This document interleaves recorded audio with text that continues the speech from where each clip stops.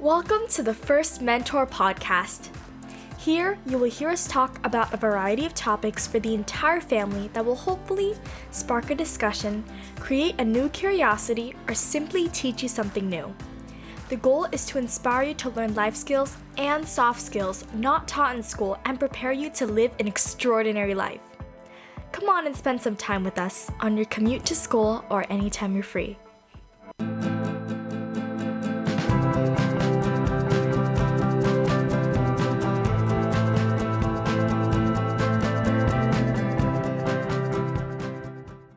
Hello, everyone. Thank you for joining us for episode 31 of the First Mentor Podcast.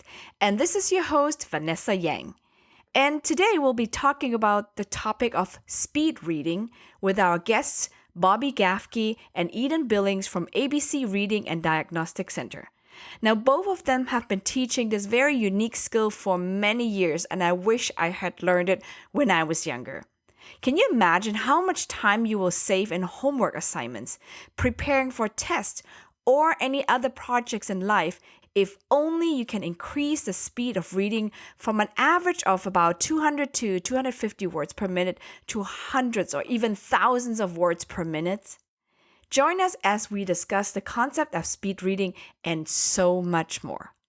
And at the end, don't forget to subscribe or add us to your favorite list and share our podcast with your friends and family. And now, without further delay, here's my interview with Bobbi and Eden. Welcome to this episode. I have a very special topic today for us to discuss, which is speed reading. And for this conversation, I have invited two veterans, two people who have been teaching this topic for years. Actually, my children have attended their courses and they've gotten really great benefits of it. And I wanted to welcome Billings and Bobbi Gaffke to our show. Welcome. Hi. Hello. Thank you for having us. That's very nice. Thank you so much for, really coming here and sharing some of the information. And I know the concept of speed reading is probably, a very new concept to a lot of people. But I wanted maybe just to start with getting to know you a little bit better and also sharing with our listeners a bit more about your background. So maybe you could share with us more about how you got involved with speed reading and teaching the kids. Okay, so how I got involved was a student of Nancy, who was our original owner of our office. And I started seeing her when I was 18. I wanted to learn speed reading. Mm-hmm. And I started working with her for right after I was 18 years old. And I started as a receptionist. Oh, wow. And then she trained me in what is her program is now that we've carried on. And I've been there ever since. And that's 29 years. You look very young to be there working there for 29. Yeah, really. 23 years, something like that, a long time. Yeah, that's great. Yeah. And Nancy is my sister, and we were very, very close and did everything together. And she said, I'm going to open my own place. Eden is on track. Please come. I'll show you what to do. And I dropped everything and went and started working with her from, the getting it going and all of that before, I think we had like a month, so we could hurry and start making some funds. But I've never, ever regretted. It's the most rewarding thing I've ever done in my life. Yes, I bet. And Miss Bobbi, did you work somewhere else before? What were you doing before you were teaching speed reading? I was a headhunter. Oh, in a specific industry or for a specific function? Mostly entertainment. I didn't know that. See, I'm always learning new things. That's very, very interesting. That's great. Yeah, it was interesting, but I was ready to go. Nancy's program came at the right time. And how long has ABC Reading and Diagnostic Center been around, actually? We started mid to late 90s. Yes. And I wanted to really get a deeper understanding. I know my kids have gotten lessons from you over the years, but to me as a parent, I was mainly just sitting there and waiting for them to be done. I just understood, for example, it was an hour, 30 minutes one-on-one with the teachers and 30 minutes with the computer. That's all I knew. So I don't fully understand the whole concept as far as what they were learning and how this is even possible for people who've never been exposed, like for them just to imagine, like, how can people read 1,000 words a minute, 2,000? Like, it seems very impossible, right? Mhm. But can you maybe walk us through the process on how they actually learn the process of speed reading? Speed reading is actually the natural way that we read. When we first start school, we have to say every word out loud so the people or teachers know that we're saying the words correctly. Mm-hmm. After a certain period, we don't have to have them say the words. So they start reading by just looking at words. An example is if you're driving in your car, Mm-hmm. you don't have to say out loud, oh, I'm coming to a signal. I need to put on the brake. Or no, I need to turn left. I better turn left. Oh, no. I need to turn right. Oh, there's a McDonald's. There's a whatever. You don't have to do that. Your mind, your subconscious, sees every single thing that you already are looking at. Okay. So as you're driving along, you're seeing these things. You just don't have to verbalize them. And your subconscious is telling you, okay, you put on the brake if you have to stop. You turn on the signal if you have to turn. And watch out for the traffic around you. As far as the speed reading goes, we're just teaching them to use that subconscious mind. So when they see a word, they read a sentence and they go back under that same sentence. So they're actually seeing the word twice, and then they come around to the next sentence. So by the time they finish the story, they have a really good sense of what words were there. And I'm not saying they're going to start reading 1,000 words, first or second lesson. They don't. But they should be a little faster each time. Each time, yeah. And a lot of it depends on the stories that they're reading. If they're really boring, they're probably not going to do as well. But if it's something that they are so interested in, usually they're passing at 70%. And most of them, if it's an article they really like, then they're usually at 80 or 90%, 100%. I just wanted to make sure I clarify that I understand you correctly. So you look at a sentence, let's say there's 10 words in the sentence. You're not really reading all the 10 words. Or they're guiding their eyes with their finger. Yes. That's how they do is the method we teach is to go under each line, and then we tell them, because it's simple, to scoop so that they go all the way to the beginning of the line and follow through with that entire line and back. However many months it takes them to start to read faster, when that is slowing them down, then they're more learning to scan it as time goes by. And like the example she gave about seeing the street and turning left or right, some people only need to go someplace one time and they know exactly how to get there. Other people need to follow the directions, more than one time to get there. Just like with every child is different on what the pace is that they learn at. When they are looking at the words, those words are going into their subconscious. And they may not be able to recite the line or the story word for word, but there is the thing that is taking all of that information in. It's as if we walk into a room we've never been before. Our mind sees every single thing that is in that room without having to say it to ourselves. And we don't even realize it. But if someone were to say, oh, well, did you see the picture of the school on the wall out there? Some people are like, oh, yeah, I did. Yes. And other people are like, oh, I didn't observe that. Yeah. That's me.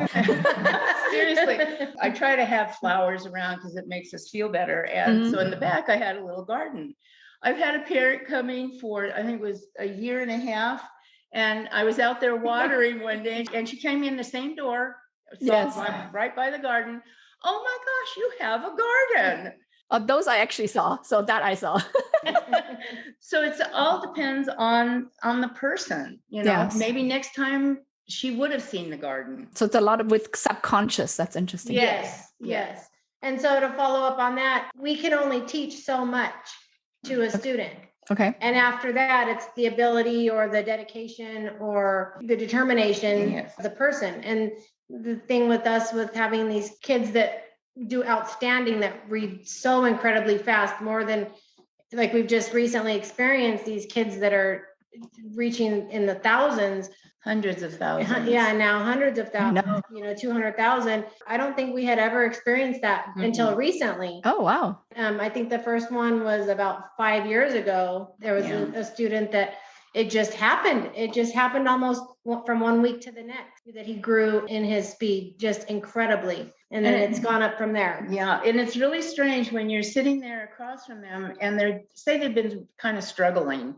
Yeah. All of a sudden, it's not that a light bulb goes on, but it's like you're seeing a light bulb goes on because they finally get what they're supposed to do. And then they're so happy because they have reached 5,000 words a minute or 10,000. Yeah. Then they get the percentage of what they've read. And it's so unbelievable when it happens. It just does. And then us, we are all about self-esteem. And so we want to build their confidence. You know, we want them to know that it's okay to make mistakes. It makes it difficult when a student comes in and they have to get 100%. Yeah. For a student that has to get 100%, they have a hard time not being discouraged at their progress in speed reading. And we're encouraging the whole time, whether you pass a story or don't pass a story, we're encouraging them the whole time because each time they're still increasing on their speed reading. Yes. Because Absolutely. then it's not how fast they read that's the problem. After they're getting everything correct all the time, or before they started speed reading, if they don't get it, then it's not their ability of what they were doing, it's their ego that gets into it and stops them and makes them feel bad. Or the pressure from having to do well. Yes, that can really take its toll on them. Absolutely. Yeah, it's like a mental block, right? Because if you're open to it, your knowledge would just come in. But if you know, or you feel like you can't learn it, then nothing's going to happen. So you have to be ready. Right. Or if you're constantly thinking you're not good enough, or you can't do this good enough, or you're worried about doing good enough. Yeah. So that's why we have the system that we have, and just so encouraging to them. Yes. And I know at the very beginning, when students first come to your school, you do a test first, right? You're going to test them at how well they're reading to adjust so your teachings will adjust to their levels, right? What I wanted to also understand is, does the same method applies to reading, let's say, fictional or more, what my daughter calls boring, non-fictional books, or like news and what have you? No. She would. She would, boy. No, it applies to whatever they're reading. But retaining what they've read, as you say, a boring story, they probably aren't going to do as well because their mind may start wandering. But also when there's a story that they're enjoying, they often read slower because they're enjoying it. For instance, when your kids would slow down on a story, I would respond with, "Did you enjoy that?" Because they're taking longer, and they really truly enjoy the story, which is completely fine too. You know, of course, we love watching that. We love watching them enjoy these stories. Yeah, because you're going to teach the love of reading. You're supporting that too. Yes. That was great. What I remember you've done also is to give them a test, a comprehension test, right? To make sure, because just reading fast is not good enough. You actually have to understand what you're reading. Yes. And for you to test that, can you also explain maybe like, how do you know it's a 500 words per minute? Do you literally have them read and have a timer on that goes exactly for a minute, or how does that work? So the stories are pre-counted. We counted them 20 and 25 years ago. Every single word. Every single word with the counter. And then documented on the story. And so we've been using that for all of these years. There's a different amount of questions that go with each story. The shorter stories have 5, and then it goes up, and the highest stories have 9 or 10 questions. When they have 1,400 words to a story, then there's 9 or 10 questions to them. And we go by that. They have to pass with a 70 in order to move on to the next story. But if they haven't passed, then we record everything they've done, whether they've passed or not. And the ones that they didn't pass, we go back over those again, and they have a second chance before we can move on to another level or another color. Okay. So let's say the story has 1,400 words. Then you time how long it takes them to go through? With a timer, yes. Stopwatch. Got it. So for the students that she's recently had that are in the hundreds of thousands. How do you do that?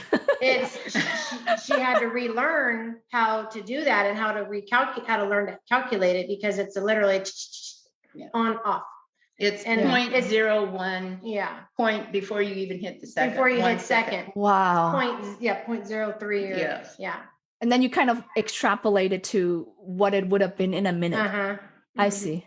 Wow, that's incredible. You can't even time it fast enough because She did. She had a hard time with it, but these new kids Yes. that are, it's unbelievable. Yeah. super But reading. how much fun it's been to watch that progress. Right. I can only imagine for you because you've been kind of seeing similar progress, I assume, over the years. And all of a sudden there comes a new challenge. It's like, what do I do with them? I have to reinvent my approach. My highest right now, well, the highest she did was 527,000 words a minute That's with incredible. 100%. Now, she has a photographic memory. There are times when she's reading and she doesn't pass. So it's not as if that, every person has to have a photographic memory. They don't. Mhm. What we're teaching them is how to take it in as a person who has a photographic memory by just looking at the words and thinking them. She started out at 100,000 words, and then she started. She started. Well, she didn't start at not 100,000. She started like 1,100. Yeah, 1,100 words a minute. So when she started at 1,100 words a minute and to reach the 500,000 mark, was it a year, 3 months? How long did it take? Let's see. It took her, I think, about a year and a half. Wow, incredible. Yeah. And then we had another one a few years back that he had been coming for 4 years and, staying right around 15, 12, 1,500, not 1,000, 100. Yeah. And then all of a sudden 4-year mark comes and he went to 2,500 and then he went to 5,000, then he went to 8,000, then he went to, 14, 15,000. And it was incredible. It just, like a light went on. Yes. The floodgates just opened of all these words. Not everybody, but if he hadn't been coming for all those years, we would have never got to experience that. Yes, that's very true.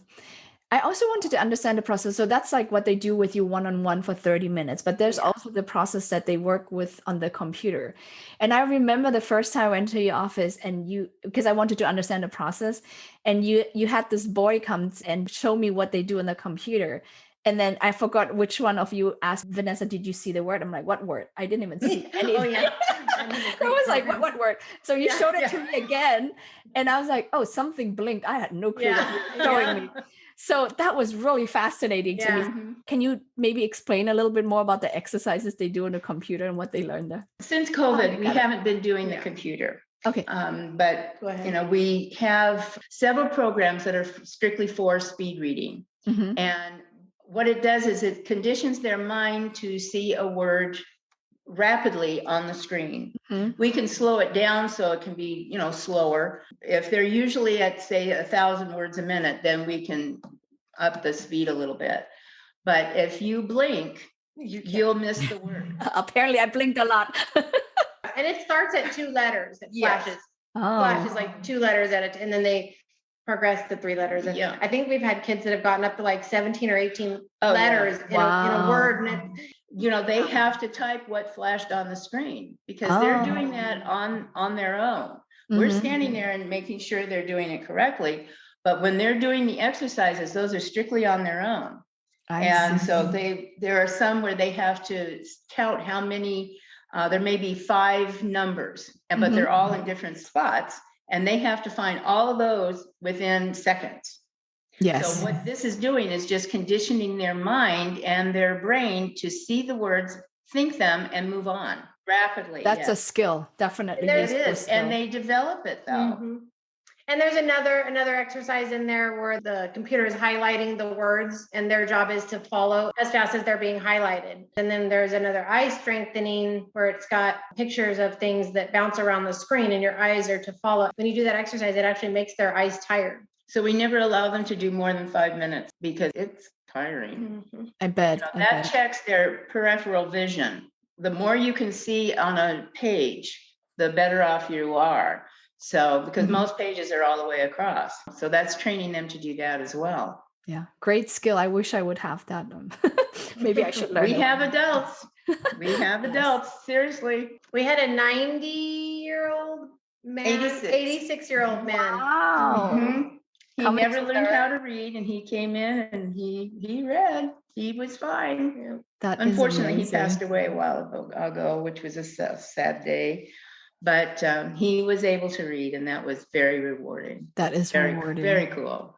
Wow. The other thing I wanted to understand is, so the way I read, right? Sometimes I tend to read really fast and I finish 2 or 3 sentences, but then I realize, did I really read it? So I catch myself going back to make sure, especially because I read mainly non-fictional books. And then I go back and read again, but then of course I slow down the process. So from your perspective, do you think I actually don't need to do that anymore? Because when I read it the second time, I actually realized I read it, but I just don't realize I read the words and I understood them. So should I just completely skip that process, just keep moving? I think you probably could, because you know that your comprehension is good, and especially if you've tested yourself on it and you actually know that you know what you're reading. A lot of us might not have time to write notes down. That would be fine. If you find that helpful, then go ahead. But sometimes that's going to pull you away from what you've already learned. I would probably just say, you don't need to take notes or reread it. Just go. It is in your mind. Yeah, you must know me because I do take even notes. Like my books that I read, I scribble all over, I highlight, I star things. So it is slower because I don't remember things nowadays anymore. Or you want to get the details of what you read. So I get that. I get that. No, that's a good way. If that helps you, absolutely. Maybe the books that I read for pleasure, the fictional ones, I don't need to do it, but the non-fictional, that's a lot of note taking. It's the text ones you got to watch out for. Yeah. But I'm curious, when people start on average, how many words do they read per minute, like the average person? And then I don't know if it progresses. I guess it depends on the person, right? How fast they read. But let's start with at the beginning. What's the average word count a person reads? When they first come, we have them read on their own. We time them, but we have them read a story. We go to the very back, the hardest story of the series that we're using. And we have them read that just how they read normal. And from my experience, I think it's normally between 125, 150, and 250, somewhere in there. That's how they read normal. And so we build from that. And it takes them a few times of doing it to really realize, oh, I can read faster. Or it takes them a little while to get comfortable and then build on that number. Then the questions are asked again. Each story, they're the questions. We know if they were able to retain the answers to the questions. If not, then we go on to another number, story, or color. And then I know you talked about your superstar students who went over 500,000 words per minute. But what's then the average, somebody who might not have a photographic memory or somebody who is just quite average after, let's say, a year? They go from 200 to what? About 2,000. Within a year is quite normal on average. Yeah. But that still takes a while to. Oh, I bet. They're so busy now. We don't have a lot of kids that stay that long term to continue to build on that. Yes, that's true. They have busy lives, Yeah. We only ask for like a minute a day of practice. And I tell them, it's like anything that you want to do well. If you want to play the piano or play soccer, you practice. And, this was all taught to these kids for homework only. Yeah. If, and they think, if I start speed reading, I'm not going to be able to read a regular book. I have to speed through it. And no, that's not true. You can slow down and read every single word and syllable if you want. That was a big concern. I don't want to always have to read my good books. No, you don't. Yeah, you can read out loud because you probably can't speak that fast anymore. Right, exactly. Yes, that's very true. Speed reading obviously has certain benefits, right? I always say that's what I put my kids into. Your course is, hey, when you go to school and as you move up to higher levels, you're going to have to read more books, thicker books. And obviously, if other kids take 2 hours to finish that book and you read it in 15 minutes, you get your homework done faster, right? Besides this very obvious benefits of reading faster, since you've had students for so many years, have you observed any other benefits they derived from learning this special skill? When it comes to their testing to graduate, we've had kids that were taking like the bar exam. And he called us one day. He was getting ready to go in for the test, and he said, I just read the book I was supposed to do, and I'm going in for the test. I'll call you when I'm done. And he came out and he snagged the test. He got it. Where he just read the book. He basically didn't study for the bar Speed and just reading. Yes. Just right speed before. reading it. Wow. So, they let us know, I did it. And this one particular boy that I'm speaking of, he never in a million years thought he would be able to read any faster than 250 words a minute. He thought this whole thing was just ridiculous. There's no way nobody could read 5,000 words a minute. And when he hit 3,000, he put, well, maybe that is a little possible, but I don't know. No, there's no way I could do 5,000. And then he hit the 5,000 and he just continued. It was like a rocket. It was just wonderful. And that's how it usually is for the kids anyway. If they've set it like an inside goal that we don't know about, say they hit that 1,000 mark, they take off because they know now it's possible for me to do that. Yes. Teaching speed reading was do your homework. You'll get better grades, but you won't be slaving 4 and 5 hours a night. And we tell them when you get to college, you may have 2 or 3 500-page books you've got to read. Exactly. Yeah. So this is going to help you to do that, but it's up to you to do it. We can only give you how. You have to be the one to really do it. And we've had kids that are on traveling sports teams, and they have to be at their practice at 6:30. So that gives them from when they get home at 4 to 5:30 to do their homework. And then they have to leave. And then if they're not finished, then they come home at 9 o'clock and they finish their homework. And so might be till 10 or 12 at night. This helps with that. Time savings. It's really a huge reward that the parents give the kids. There's really not a downside to speed reading, I don't think. No, reading is knowledge. I mean, that's how you gain a lot of knowledge besides observing and, of course, learning from your own experiences. Right. First of all, in school, you're forced to read certain things. Yes. But when you're an adult, just having the skill set, how much you can learn, the sky is the limit. And I still can't get over what you said earlier, Ms. Bobbi, about somebody just taking 30 minutes before or whatever the amount was right before the bar exam and just other people stressed for months. I know. And you just whip it out. I was kind of shocked on that one too. He did it, Yeah. I can only imagine the stress the person's saving. Oh, geez. I can't. That is so incredible. Yeah. Wow. And I know you've had, a lot of students go through your program, and you're probably really proud of the one that surpassed 500,000 words per minute. But are there any other success stories that you can think of over the years you would like to share? We have a lot. We have a student now that, she's been coming for 3 years, and they don't come during the summertime, and then they come during the school year, and she's done better and better every year. And she's at 3,500. Yeah. I mean, that's huge. She admits it. She doesn't go home and practice. She's just elated by that. She's so proud of herself, and we have several stories like that, several students like that. They don't practice, but they know it's there. When it does come to time for, a test or something like that, they have that to fall back on. Because once you do your speed, and learn how to do it, you don't lose it. Oh, that's good to know that you don't lose it once you kind of have an idea how to work. So it's like swimming. It's always somehow there. You have to warm up, not that you don't have to warm up to it, of course. Again, but Oh, that's incredible. What about kids with like learning disabilities, or they just have a little bit of a harder time to read in general?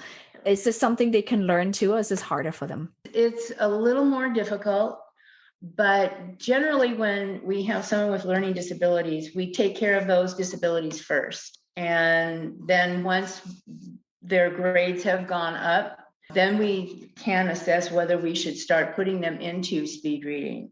So what we will do is use these other short stories that still have questions. And they're just little paragraphs. So we will start them speed reading on those to get them used to it. And then once they are through that, it's just about a couple of 3 months, maybe 6 months, then we introduce them to the lower levels of the speed reading. They start on those lower levels and then they build up. For some of those students, it's not even that we're trying to get them to speed read, it's that we're trying to get them to be able to read at a more comfortable level so that they can perform in class what they're expected to perform. They don't necessarily have to speed read. And then it's at such a slower pace that we're working with, or that they're working on at school, that, we support. It's not necessarily just for speed reading. Yes. And you help them on the way with building their confidence, right?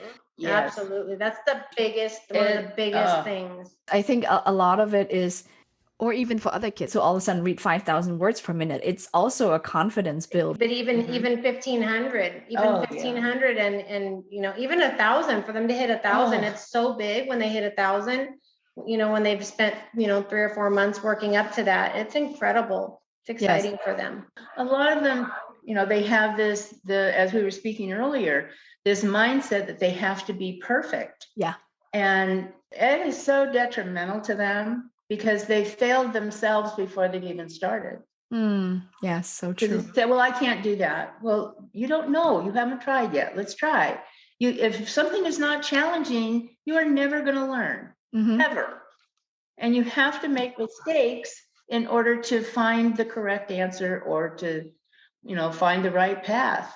That's how every inventor, everybody should, has made a mistake in one way or another and learned from it. I mean, some don't learn and take the wrong path, but the majority of people, they learn from their mistakes and correct it. Yeah, I can't agree more. I think it's so important just to put yourself out there, be uncomfortable, because that's the only way to grow. I mean, many times I put myself into ways where I said, I'm going to intentionally do something I don't feel comfortable with. Yeah. Otherwise, I'm just going to be at the same all the time. And kids need to learn that. Yep. They do. They do. If you're comfortable all the time, you're comfortable all the time. You got to make that uncomfortability, like you say, to grow, to have growth. Your mind goes comfortable. Yeah. I tell my kids all the time when they complain about their homework, I'm like, well, do you want to do math that's 2 + 2? It would be super easy, but you're going to be stuck in this kindergarten level. Is this where you want to stay? Exactly. That's it. I think your program supported. I mean, I knew my daughter always loved reading books, right? Yes, we know. We know how much she loved reading. She would take all your books home. I mean, once she gets into books, like we just got one from a friend the other day, and it's like 2-3 inches thick. And she was just sitting there for, 20-30 minutes. And her younger brother came and said, hey, what are you doing? You're reading? And she's like 3/4 through the book already. And then she's like, I just sat down. And he's like, what? He's not as big of a book lover as she is. It was still unbelievable to him. Like, you finished that much already? And she's like, yeah. Like, I couldn't take her to the library fast enough. When the libraries were still open, we would go weekly and borrow like 30 books, like really thick books, the whole series. And I couldn't carry them. Like, many times I'm like, this bag is gonna rip. Yeah, and she's a good example for us, because some kids are like, they don't have the concept of loving to read. And so she's been a good example where I'm like, I have a student that reads books while she's brushing her teeth. She's had to be told, you cannot read your books while you brush your teeth. And they're like, really? Yes, that's her. It's like, you watched Beauty and the Beast, right? When Belle was walking around the village with the book. Yes. That is her. That's her. So she still loves it. She still loves it. That's good. But she only reads fictional until today. I had to bribe my younger son to read nonfiction. I'm actually making him read growth and development books. So each kid is different, right? You just have to adjust Absolutely. So, but I'm glad you're using my daughter as an example for the. We use her all the time. That's good. That's really good. I think I'm understanding a lot better now how speed reading works. So thank you so much for explaining it. You're welcome. No, it's our pleasure. And I would really encourage our listeners, right, as they're listening to this special podcast, to really look into it, because you're only going to read more as you grow up. And this is such an important skill that I wish my parents would have known of when I was a kid, and they would have put me into the program, because I would learn so much more efficiently. Now I probably will somehow figure it out one of these days to get the skill in myself. But until then, I'm so glad my kids had been exposed to it. So thank you so much for the information. No, thank you for having us, and thank you for sending the kids there. Yeah. If some of our listeners wanted to know a little bit more information about it, is there a particular website or any type of social media account that you think they should look into? The best way is just call, and I can talk to them and answer the questions that they have. Okay. Yes. That's the easiest way. Yeah, because you teach online now, right? Since we're all Yes. virtual. So Right. nowadays, any student could come to you and learn speed reading from you. Exactly. We're also communicating through text and emails, some Yeah. emails, but the best way is to call. It's just so Okay. much information, good information that they can call. Great. What's the number they should be calling? It's 626-446-2001. Okay, great. Call the number, find out more information if you're interested in learning how to speed read. Thank you so much. I really appreciate this conversation. Thank you so much, Vanessa. Hope you enjoyed our interview with Bobbi and Eden. And if our discussion made you curious, I would really recommend for you to reach out to ABC Reading and Diagnostic Center or look into any similar classes in your neighborhood. I personally strongly believe in learning, as you probably know by now, right? But having the superpower of reading 10 times, 20 times, or even faster than I currently can or am capable of would certainly make it a lot easier for me in the future to save a lot of time as I'm learning. And as a matter of fact, I actually already bought a speed reading course, which I hope to start and finish in the year of 2021. Now, what do you have in plans for 2021? What will you learn that will make a huge difference in your future? And once again, thanks so much for spending time with us today, and we'll talk to you in the next episode. Have an amazing day.